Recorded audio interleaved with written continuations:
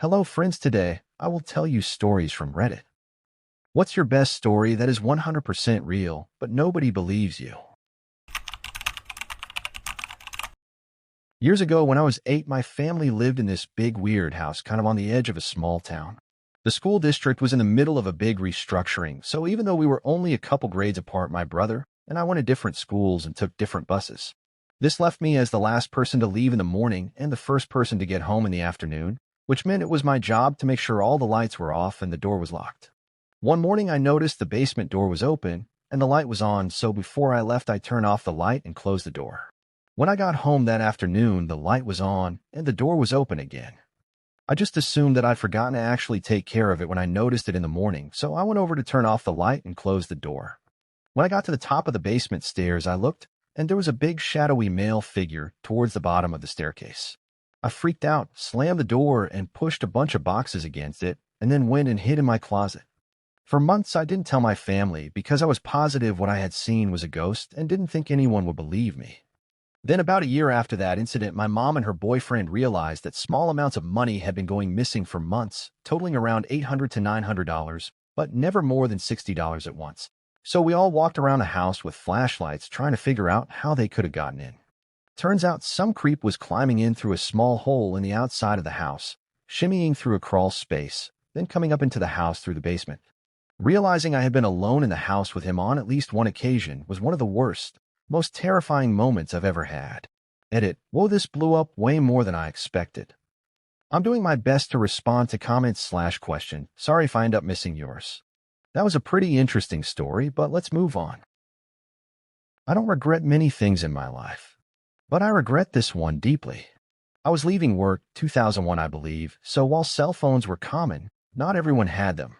I worked in a small office building, those kind that rent out spaces to several small businesses. I had stayed late on day, only reason I feel as bad as I do. As I was leaving, I was the only other car in the lot. I noticed the property manager, an elderly lady and very sweet, getting out of her car next to the dumpster, holding a bag of trash. I drove past her, turned a corner, and went home. This was on a Friday night. Come to find out, she didn't put her car in park. I get in Monday to the news that she was pinned between the dumpster and her car until found on Sunday. Our dumpster was not visible from any main road. Had I been 30 seconds later in leaving, I would have seen it happen. Being elderly, the low impact still pinned her and broke some bones. Even though she was found alive, she didn't make it at the hospital. I don't know if I had seen it happen, I would have been able to react fast enough to warn her, jump out and push the car. It wasn't accelerating, just rolling slowly in neutral. Or if I had, would have even just been able to call 911 and her injuries treatable after not being outside for 2 days. And I can't imagine her mindset. We were in a commercial area, no real reason for anyone to be immediately within help, which I'm sure she did, many times. Earshot if she called for. Let's go to story 3. I would call it creepy more than scary, but my mom's friend had a small house and lived alone. She noticed weird things, a batch of soup depleting faster than usual, missing eggs, damp towels in the hamper when she hadn't used any, extra dishes in the dishwasher, etc. This went on for months. She thought she was just being forgetful. One day, she heard some thumping around in her attic and went to investigate. She found some makeshift living quarters. Small radio, hot plate, sleeping bag, pillow, food wrappers, etc. She called the cops who came to keep an eye on the place. They ended up catching a homeless man climbing a tree, trying to sneak into her attic window. He had been doing this almost daily. He would wait for her to go to work, then go downstairs and help himself to food and amenities. The funny part about this story is they got to know each other throughout the ordeal, and the guy was actually very respectful, just down on his luck. She didn't press charges, instead, let him move in, helped him get a job, and he lived in the attic until he got back on his feet. Creepy shit with a happy ending. Let's move on to story 4.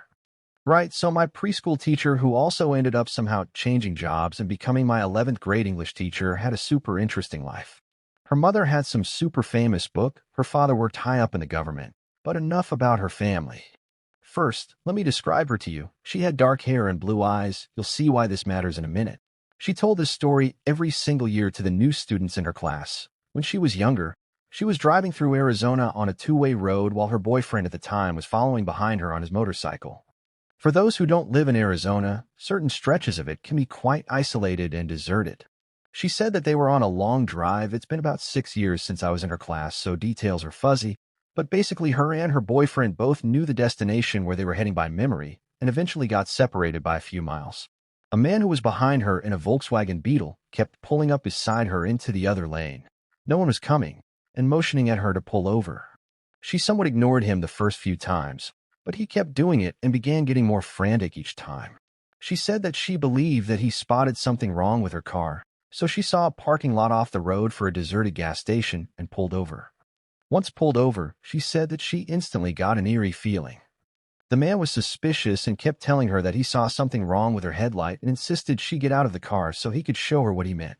Her boyfriend, who was a few miles behind her, eventually caught up and spotted her car at the sketchy gas station. Right as she was out of the car, her boyfriend began to pull in. As he did that, this man got into his car and sped off like his life depended on it. They later were able to identify that the man was Ted Bundy. She said she cannot imagine what would have happened to her if her boyfriend had been even another 3 miles behind her on the road. 5 story. 100% true as it happened to me. It's probably more spooky than scary. I'll let you be the judge. Many years ago, before there were cell phones, we had these things called pagers strapped to our hips. Someone would page you with their phone number, and you would call them back when you got to a phone. As an on-call technician working in the audio-visual field, my pager would go off all the freaking time. Like most people who used pagers, our clients knew that if you followed up your number with a 911, that would indicate to the technician to stop what they were doing and call right away. Although I was always busy, I rarely, if ever, got 911s. One afternoon traveling from Orlando to St. Petersburg via Interstate 4, my pager goes off with a number I don't recognize, followed by the 911. I find the first exit and pull into a little truck stop-looking place outside of Plant City to use the payphone. This takes maybe 3 minutes tops. I walk in, ask for some change, and head to the wall where there are 4 payphones to choose from. I pop my quarter in and dial the number displayed on my trusty pager. It rings, and rings, and rings, and rings. I'm thinking to myself, WTF? Who would page me with a 911 and not answer their phone?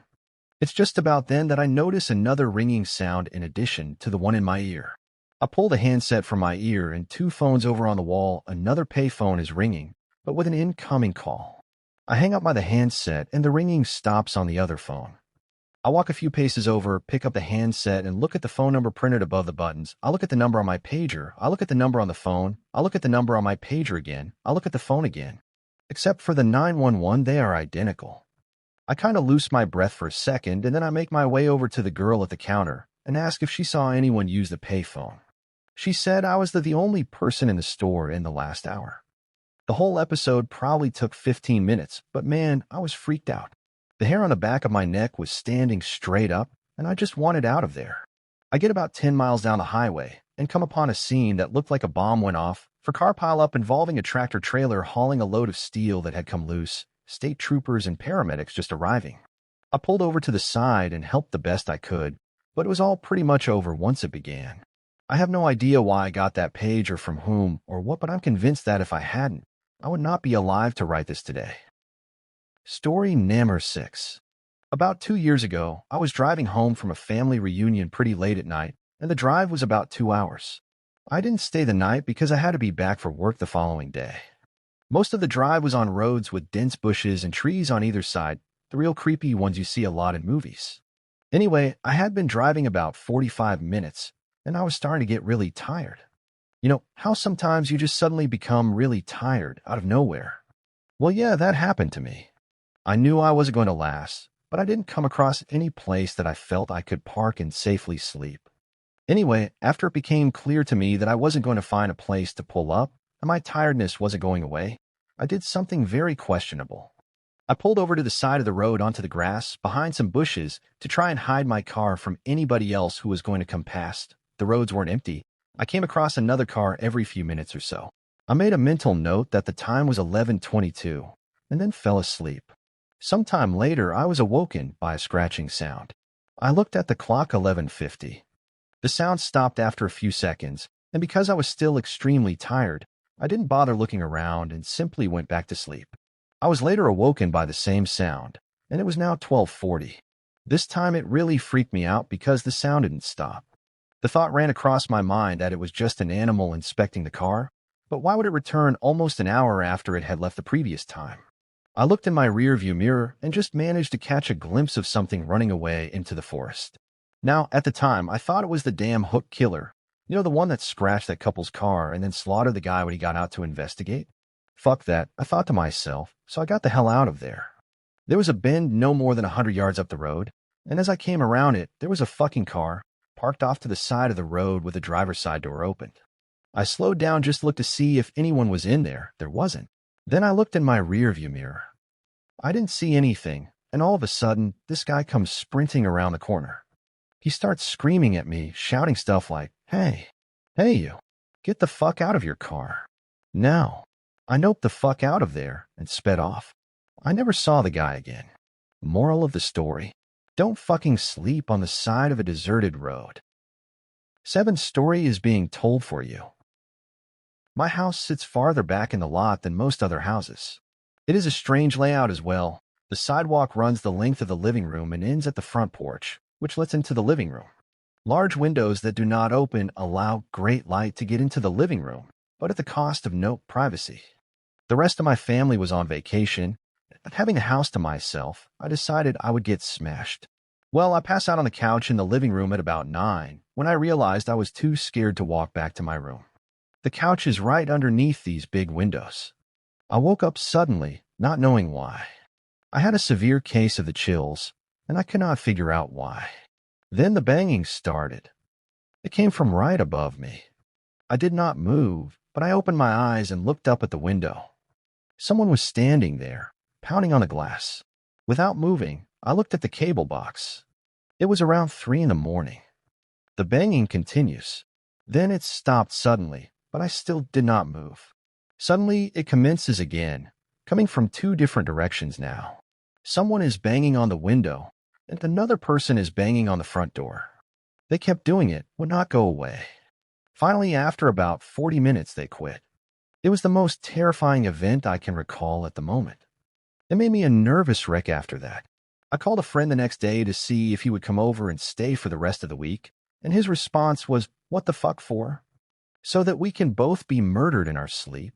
Thanks a lot, asshole." Last story for today. When I was in high school, I had a really good friend who lived next door to a house that was always up for sale. People would move out in the middle of the night without a word. It hadn't had the same owner for more than 6 months straight for a couple of years. One night we were really bored, and he suggested we go explore the house next door since it had sat empty for a while.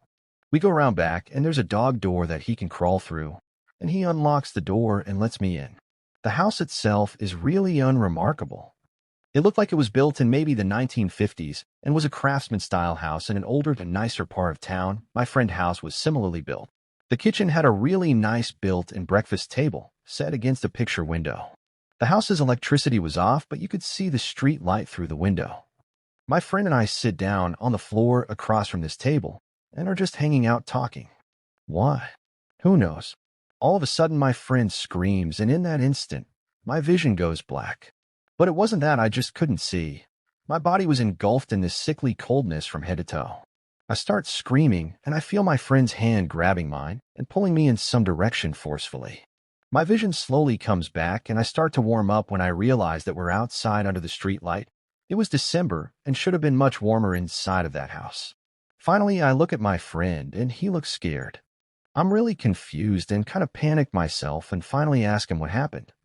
He says that as I was talking, a black thing, this figure that was all black and only had the vague shape of a girl, crawled out from under the table and sat on top of me. Apparently, I started groping around with my eyes wide open, like I couldn't see, and he was so freaked out he pulled me out of the house. We're still friends and we bring it up every now and then, but the story itself never changes and it still sends chills down my spine. To this day, I've never felt such blackness or coldness in my life.